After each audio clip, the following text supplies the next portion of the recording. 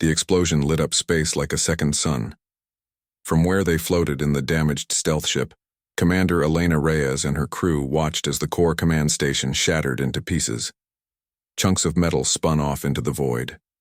Fireballs bloomed silently in the vacuum. And then came the shockwave, hitting them like a giant hand slapping them away. Inside the cockpit, alarms screamed. Systems flickered. Smoke filled the air. Reyes gripped the controls, coughing through the haze. "Everyone okay?" Groans answered her. Malik was the first to sit up. His face was pale, his hands shaking, but he managed a weak smile. "We did it." Kira Voss leaned back in her seat, eyes wide. "We're still alive."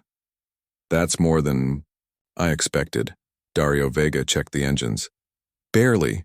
We took a lot of damage, but we're still flying." Reyes didn't let herself relax yet. She turned back to the screen. Outside, the battlefield was changing. Without the core command, the Zalari ships were confused. Their movements had lost purpose. Some kept firing. Others drifted aimlessly. A few turned and fled. "They're breaking apart," Malik whispered. "The whole system is collapsing." Thalrin's voice crackled through their comms. "Commander Reyes, this is Thalrin. We saw the explosion. You succeeded." Reyes exhaled slowly. "It's done. The core is gone." There was a pause on the other end. Then a deep breath. "Then the war ends here." Back on Earth, the change was instant. Lights flickered across cities. Satellites reactivated. Communications that had been blocked for years suddenly returned online. People looked up at the sky as the massive Zalari ships that had hovered above their world for so long began to move. Some retreating, others falling, out of orbit entirely. Across the planet, people cheered. In hidden rebel bases, soldiers stood in stunned silence before breaking into wild celebration. In government buildings, leaders who had lived under alien rule for decades stared at empty chairs once occupied by Zalari advisors, unsure what to do next. And in the skies above Mars, a group of human engineers finally launched a new kind of ship, one built not from stolen technology or copied designs, but from human minds thinking freely again. The age of control was over. The age of fear was gone. Humanity was free. But freedom came at a cost. Back in deep space, the Aegis crew knew they couldn't celebrate. Yet their ship was barely holding together. They needed repairs, supplies, and rest. But more than that, they needed to make sure the Zalari wouldn't return. "We need to finish this," Reyes said, looking at the map of remaining enemy forces. "If even one piece of the old system survives, they'll rebuild. And next time, they won't be so easy to stop." Thalrin's voice came through again. "We are with you. The Orvani will help clear the remnants of the Empire. But after this, we must find our own path." Reyes nodded. "So do we." They spent the next few weeks helping dismantle what was left of the Zalari rule. Rebel groups rose up on distant colonies. Other alien species who had suffered under the Empire joined the fight. The galaxy changed overnight, and then peace. Not perfect peace, never perfect, but real. Earned. Months later, Reyes stood on the observation deck of the rebuilt Aegis, now part of a growing fleet of independent human ships. She watched as new ships launched from Earth. Not just military vessels, but explorers, scientists, dreamers. Malik walked up beside her. He looked tired but happy. "You ever think we'd make it this far?" She smiled. "Not really. I hoped, but I never thought." He leaned against the glass. "What now?" She thought for a moment. Now we explore. We build. We learn. No more hiding. No more running." Kira Voss joined them, arms crossed. "And if someone else tries to take over?" Reyes met her gaze. "We stop them." Voss grinned. "I like that plan." On board the Aegis, life continued. New recruits trained. Engineers worked. Messages were sent across the solar system, reconnecting the scattered pieces of humanity. And somewhere, deep in the stars, a signal was picked up. Not from the Zalari, not from enemies, from another civilization. One unknown. One Waiting. Reyes looked at the message on the screen. First contact, she whispered. Malik raised an eyebrow. Again? She laughed softly. Maybe this time we can do it right. Above Earth, the skies were full of ships, human ships, no longer ruled by stars, no longer controlled by gods, just free, just rising, and just beginning. End of Part 5. 1,200 words. Would you like me to turn the full story into a complete novel or create a sequel? Let me know how you'd like to continue. The stealth ship cut through space like a shadow. No lights, no signals, just silence. Inside, the air was tight with tension. Commander Elena Reyes sat at the pilot's seat, her fingers steady on the controls. Beside her, Lieutenant Arjun Malik monitored the sensors, his eyes scanning lines of alien code that told them if they were still unseen. Behind them, Lieutenant Kira Voss and Chief Engineer Dario Vega checked weapon systems and shields, making sure everything held together. They were deep inside enemy territory now, beyond the outer defense lines, past the patrol zones, approaching the heart of the Zalari Empire, and so far no one had seen them. Still clear, Malik whispered. No scans picking us up. Reyes didn't relax. Not yet. They were flying toward the core command station, an enormous structure orbiting a black hole. It looked like a spider made of metal, its many arms stretching out into space. Lights flickered across its surface as data flowed between it and the thousands of Zalari ships connected to it. This was the center of their power. Destroy this, and the whole empire would fall apart. But getting close wouldn't be easy. Even though the stealth tech kept them invisible, the station was surrounded by gravity traps, deadly pockets of warped space that could tear a ship apart without warning. There were also automated defense drones, silent and deadly, floating just beyond visual range. One wrong move and they were gone. We're entering the danger zone, Reyes said quietly. Vega tightened his grip on his console. You mean the place where we either become heroes or explode silently in space? Malik gave him a tired look. Thanks for the morale boost. Kira Voss leaned forward. Focus. We're not alone. She pointed to a screen showing faint movement near the station. 3 Zalari warships. They're guarding something, she said. Malik zoomed in. That's not just any part of the station. That looks like a command hub, the main control center. Reyes narrowed her eyes. If we can hit that, maybe we can disable the whole system before they even know what hit them. Voss frowned. That's insane. Reyes smiled slightly. Yes?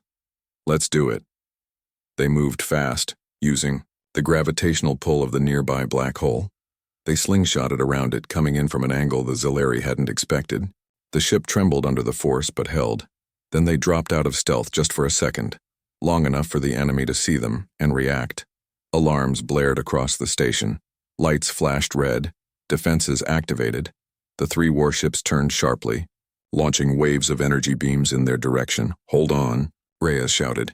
She yanked the controls hard to the left, dodging a blast that exploded behind them in a flash of white-hot light. Malik worked furiously. I'm uploading the virus. If it works, we'll have 10 minutes before they lock us out. It better work. Voss muttered, firing back at one of the warships. The stealth ship twisted and turned like a snake, avoiding fire after fire. Then came the worst sound of all. Beep, beep, beep. Warning lights lit up the cockpit. Shields are down to 30%, Vega called out. We can't take another direct hit. Reyes gritted her teeth. We don't need to last long, just long enough. Malik slammed his fist on the console. Got it. The virus is in. Systems are slowing down. They're trying to fight it, but we've bought ourselves time. Reyes didn't wait. She dove straight toward the command hub. More drones launched to intercept them. Lasers burned through space, smoke filled the screens, and then a crash, a jolt. The ship screamed in protest. They hit the station. Hard. For a moment, there was silence. Then, alarms, fire, damage reports flooding the screens. Reyes blinked away the stars in her vision. Everyone alive? Groans answered her. I'll take that as a yes, she muttered. Malik looked pale. We did it. We got inside. They were attached to the station now, locked onto a maintenance hatch. Outside, the battle still raged. But here in this small corner of the Corps Command, they had a chance. Rhea stood up. Suit up. We go in. The team moved quickly through the dark halls of the station. Lights flickered.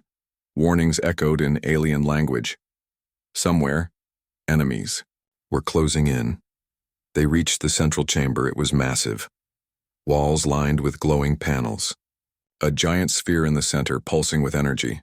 This was the core processor, the brain of the entire Zalari network. Malik ran to a terminal. I can overload it, but I'll need time. Voss took position near the door. You've got 5 minutes, then this place becomes a war zone. Dario set up explosives. I'll help slow them down. Reyes stood beside Malik. How long? He typed furiously. 2 minutes to override security. 1 more to trigger the overload. Then, boom. She nodded. Do it.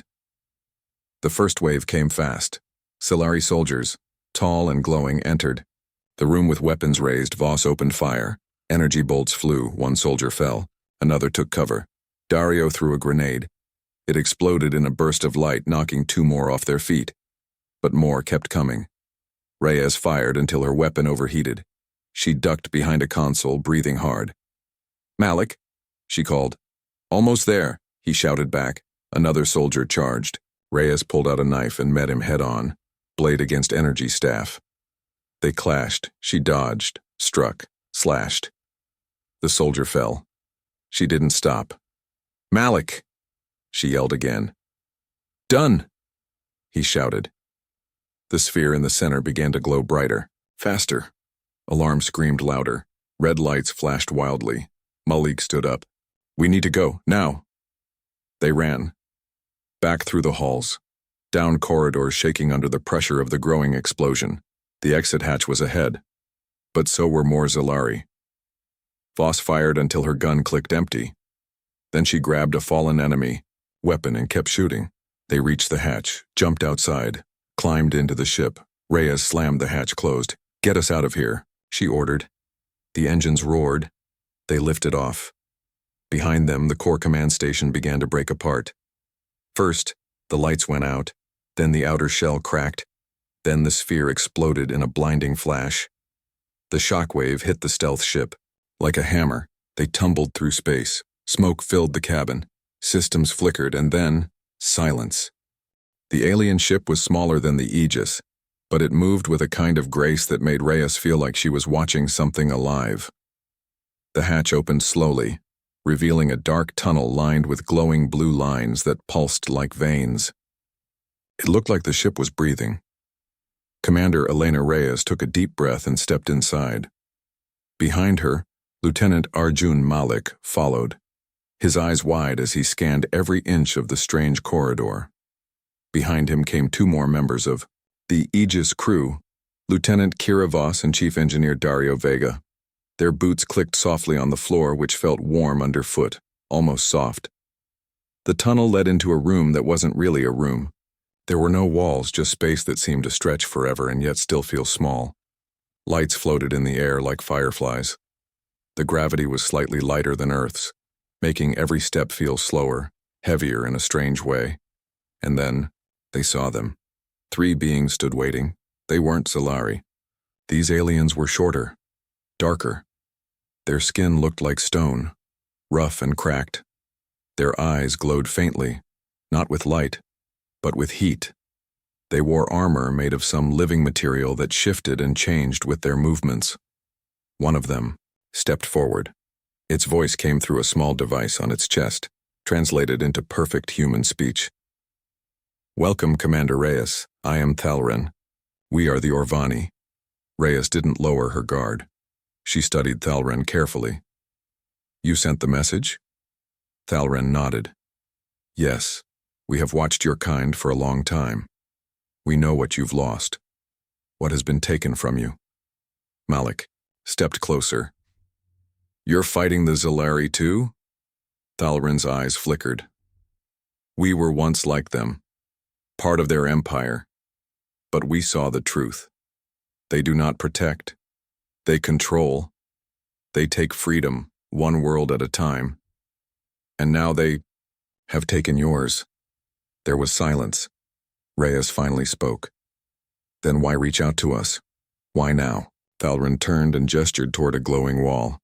With a touch, it lit up with images. Ships, battles, explosions. A war none of them had seen. We need help, Thalrin said simply. And so do you. Over the next few hours, the Orvani shared their story. They had once been part of the Zalari Empire, forced to serve as workers, builders, soldiers. But centuries ago, they rebelled. They fought hard, lost many, but managed to escape. Now they lived in hiding, moving between dead stars and forgotten moons, always one step ahead of the Zalari hunters. But they couldn't win alone. Their technology is far beyond ours, Thalrin admitted. They rebuild faster than we, can destroy. Every battle ends the same. We run, we hide, we survive. Reyes listened carefully. And what do you want from us? Thalrin looked at her directly. Your courage, your will to fight, and something else, your minds. Malik blinked. Our minds? Yes, Thalrin said. You think differently. You build without limits. You break rules. You find paths where there seem to be none. Reyes exchanged a glance with her crew. That was true. Humans had always been stubborn, curious, and sometimes reckless in ways that led to great discoveries or terrible mistakes. Thalrin continued.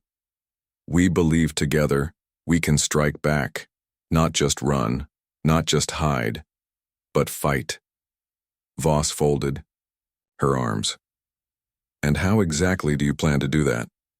Thalrin walked to another glowing panel and touched it. An image appeared, a massive station orbiting a black hole. This is the core command, he said. It controls the entire Zalari fleet.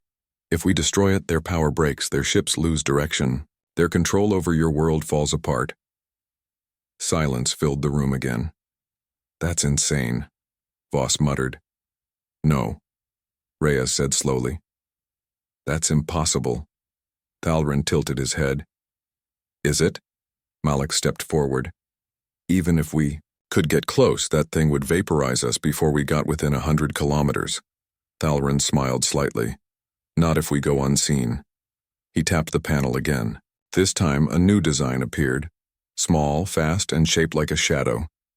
A stealth craft, he explained. Built using stolen Zalari tech and our own improvements. Fast enough to move unnoticed. Strong enough to carry a weapon powerful. Enough to breach the core. Reyes stared at it. Where did you get this? Thalrin's expression darkened. From those who died trying to build it. The weight of his words settled over them like cold water. Reyes finally looked at her crew. We need to talk. Back on board the Aegis. The mood was tense. You're seriously considering this? Voss asked, arms crossed. I'm listening, Reyes replied.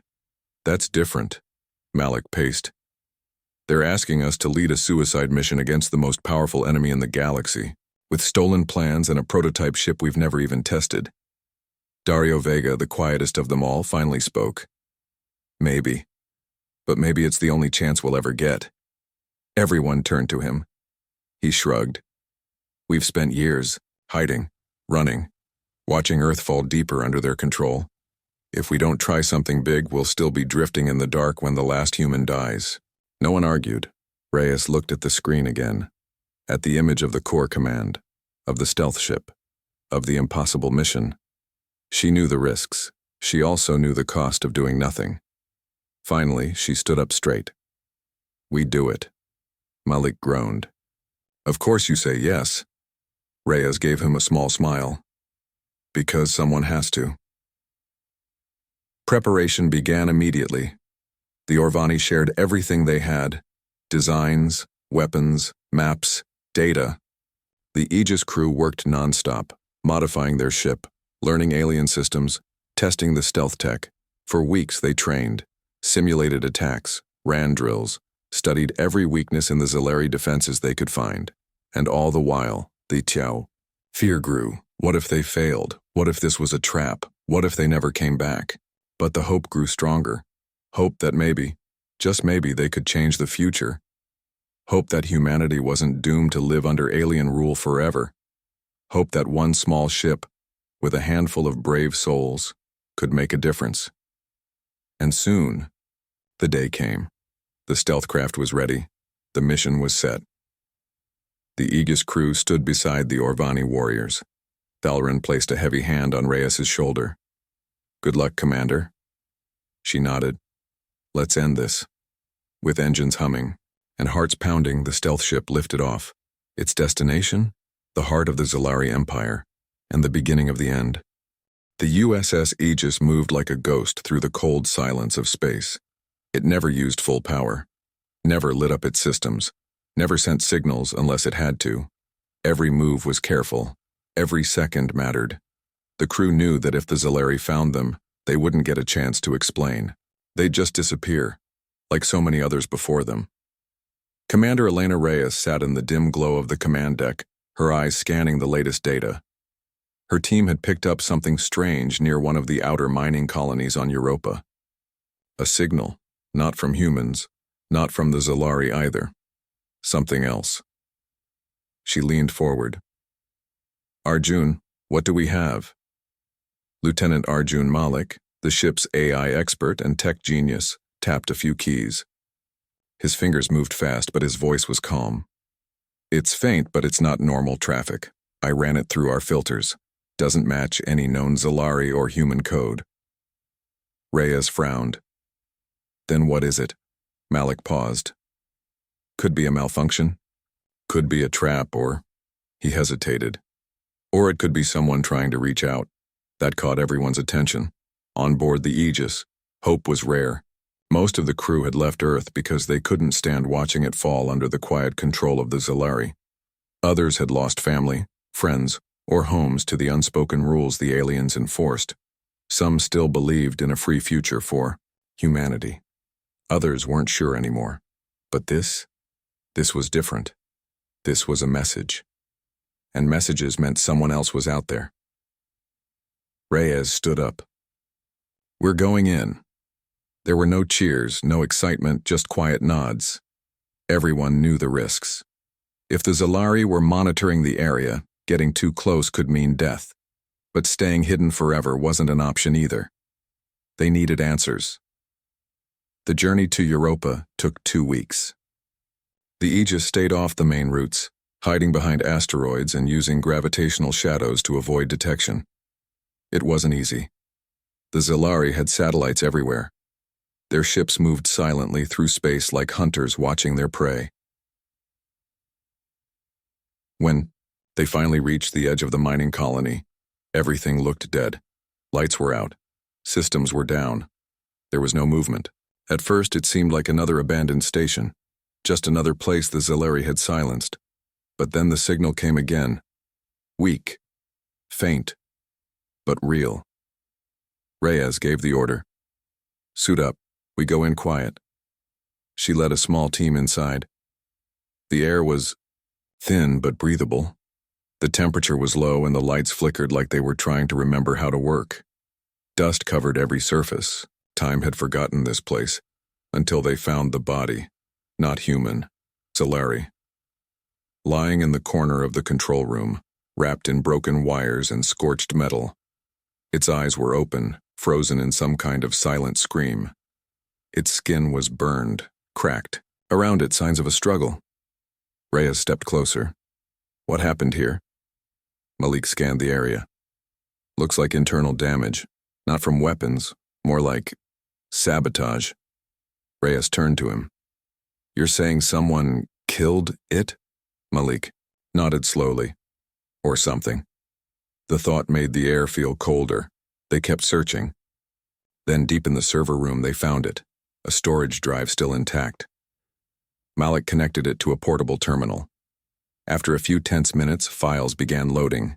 Text, audio, video logs, and then a voice. It was soft at first, almost afraid. But it spoke in perfect human language. "If you're hearing this, you're not alone." Everyone stopped breathing. The voice continued. "We are not your enemies.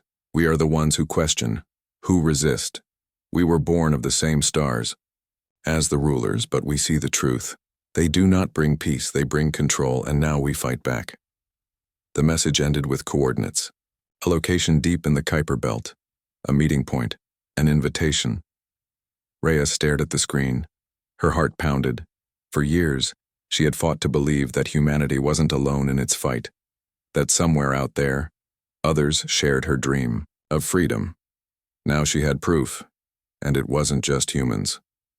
Back on board the Aegis, the crew debated. Some were excited, some were scared, some didn't trust it at all. They could be setting a trap, said Lieutenant Kira Voss, the ship's weapons officer. Maybe the Zalari want to find us, maybe this is bait. Reyes looked around the room. Maybe, but maybe it's real. Maybe there's someone out there who hates the Zalari as much as we do. And what if they hate us too? Asked Malik. Silence filled the room. Reyes sighed. Then we find out. Carefully. No one argued after that. 2 days later, the Aegis entered the Kuiper Belt. Ice rocks floated around them like frozen ghosts. The sun was far away now, barely lighting the darkness. Then a contact appeared. One ship. Small. Not Zalari. Not human. It hovered in front of them waiting. Reyes opened a channel. This is Commander Elena Reyes of the USS Aegis. Identify yourself. A pause. Then a voice, calm, sharp, and filled with something Reyes hadn't heard in years. Hope. Commander, Reyes, we've been waiting for you. Before she could respond, the alien ship opened a hatch. An invitation, a challenge, a chance. Reyes looked at Malik. He nodded. Let's see who our allies really are. Above Earth, the Zalari ships continued their silent watch. They didn't know yet, but soon they would learn. Humanity wasn't alone, and the rebellion had just begun. It all began on a quiet Tuesday morning in the year 2147. The sky was clear, the sun was shining, and life seemed normal, until it wasn't. People across the world looked up when strange lights streaked through the sky. They were fast, too fast for meteors, too bright for planes. At first, people thought it was some kind of meteor shower or military test, but these weren't rocks falling from space. These were something else entirely. They hovered. Then came the signal. It wasn't a sound or a message anyone could hear. It was more like a feeling, like someone had reached into your mind and dropped a message there. No one knew what it meant at first, but scientists quickly realized this was contact. First contact. World leaders panicked. Military bases went into lockdown. Satellites were reprogrammed to track the objects. Fighter jets flew toward them, only to be turned away by invisible forces. Something powerful was coming, and it was already here. And then they arrived. From the clouds, a massive object descended. Not crashing, not falling. It simply lowered itself from the sky. It was smooth, glowing, and impossibly large. When it landed in the Pacific Ocean near Hawaii, it didn't make a splash. It didn't even disturb the water. It just touched down. Then the hatch opened. Out came beings unlike anything humans had ever seen. Tall, pale, with eyes that looked like galaxies swirling inside them. Their skin shimmered like starlight and their bodies moved with unnatural grace. They wore no armor, carried no weapons, but everyone watching knew. These were not ordinary visitors. They didn't speak right away. They simply walked forward surrounded by a glowing light that made them untouchable. No one dared move. No one knew what to do. One of them raised its hand. A voice echoed, not spoken, but felt. It filled minds, hearts, and souls with meaning. We are the Zalari. We bring peace. That was how it started. The days that followed were chaos. Similar ships appeared above major cities: London, New York, Beijing, Moscow, Sydney. They didn't attack. They didn't threaten. They just watched. Governments tried to talk to them. The United Nations held emergency meetings. Scientists worked day and night to understand who, or what, the Zalari really were.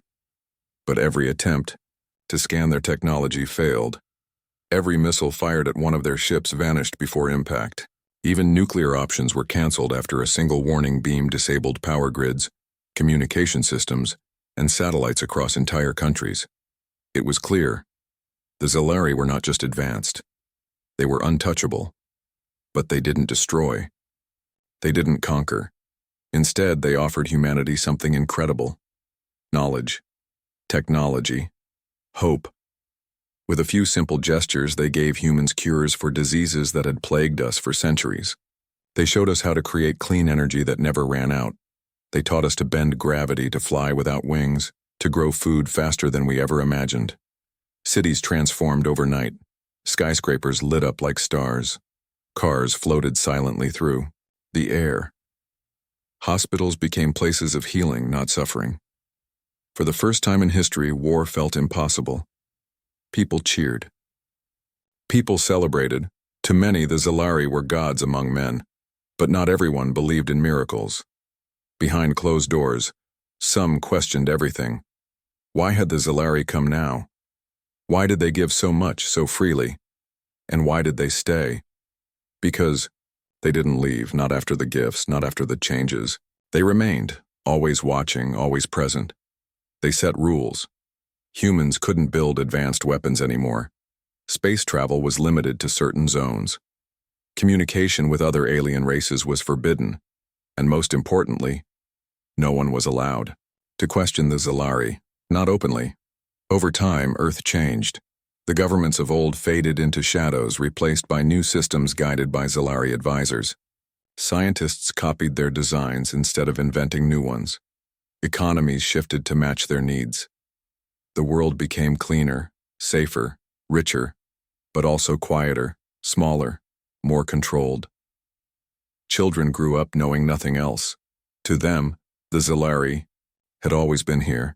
They were protectors, saviors.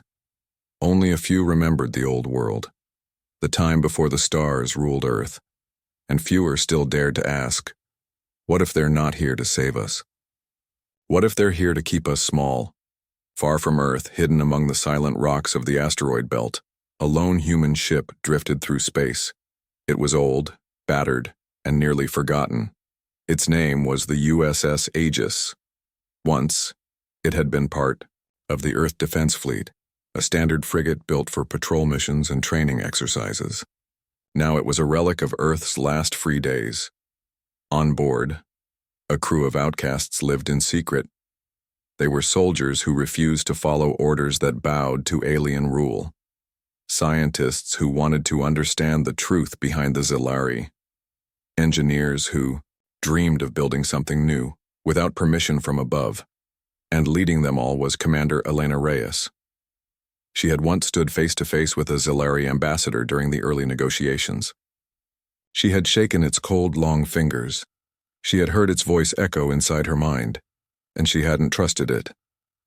Now she watched from afar, as Earth surrendered to the stars. She wasn't ready to give up. Neither was her crew. While the world celebrated the Zalari's gifts, the Aegis prepared for something else. Not war, not yet, but readiness. Because Commander Reyes knew something most people didn't. Power always came with a price, and the Zalari hadn't shown theirs yet. The Aegis wasn't alone in the dark. There were whispers. Small groups scattered across the solar system. Deserters hiding on Mars. Independent miners on Jupiter's moons. Rebel thinkers broadcasting secret messages from deep space stations. They had no army, no fleet, no weapons that could match the Zalari, but they had something else. Hope and curiosity. Because while the rest of humanity accepted the Zalari's gifts, the Aegis asked questions. How did their technology work? Where did they really come from? And most importantly, what happened to the ships that disappeared? Because not all Zalari ships stayed intact. Some vanished, some crashed, some were found floating in silence, empty, broken, and burned from the inside. No one talked about it. But the Aegis saw the signs, and they wondered, if the Zalari could fall, maybe they weren't as invincible as they seemed. Above Earth, the Zalari ships continued their silent patrol. They never spoke of conquest, never threatened violence, but they never left either. Their presence became normal, accepted, expected, only. A few remembered the time before the stars ruled Earth, and fewer still dared to dream of the time after. Dreams of freedom, of discovery, of defiance, and maybe, just maybe, of victory.